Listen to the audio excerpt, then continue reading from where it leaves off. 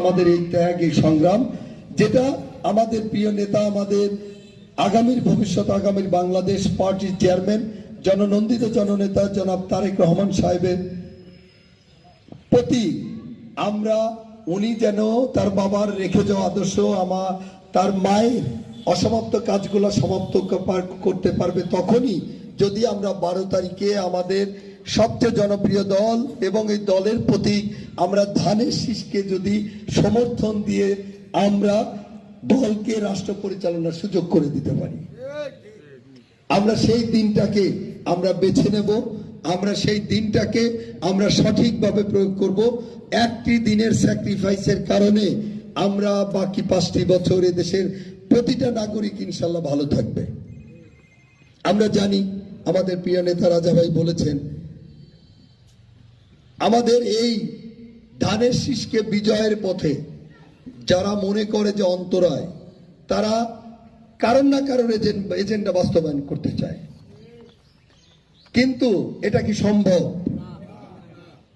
আমি আপনার কর্মী, সব ঠিক আছে, আমি তো 17 বছর, আমরা 17টা বছর এই যে জুলুম নির্যাতন, যাদের এক সাগর রক্তের বিনিময়ে আমরা নতুন করে দেশ পেলাম,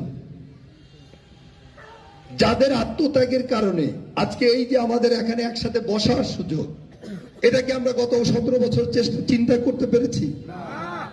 তো তাহলে সেটা কিসের জন্য? একটা মাত্র কারণ, আমরা ধানের শীষের মানুষ। তো এখন আমরা যতই আপনাদের কর্মী হই, দু একজন এরকম চিন্তা,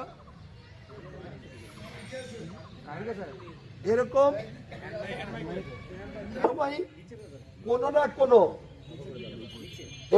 না কোনো ভাবে এই কাজগুলা, এই অপকর্মগুলা, এই মুনাফিকিগুলা, গাদ্দারিগুলা, এই মির্জাফরগুলা করে।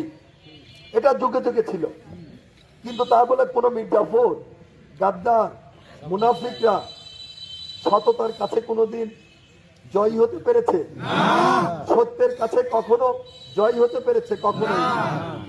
আমাদের কথা হলো যে আমরা সত্যটাকে আমরা প্রতিষ্ঠিত করতে চাই, আমরা মিথ্যাটাকে, বাতিলটাকে আমরা বিতাড়িত করতে চাই আমাদের সমাজ থেকে। প্রিয় নেতৃবৃন্দ, আমার যে আহ্বানটা, ভাই এই কাজগুলা করেন না। আপনার ভালো লাগবে না, আমাকে তো ভালো লাগার প্রশ্নই আছে, আমাকে ভালো লাগার দরকার থেকে, আমার পরিচয় তো আমরা সবাই জানেছি। আমাদের হারুন নামের কোনো কথাই আমাদের এখানে বলার দরকার নেই। তা আমার প্রতীককে যদি আপনার ভালো না লাগে, আপনার যেখানে ভালো লাগে আপনি শতভাগ খোলা মনে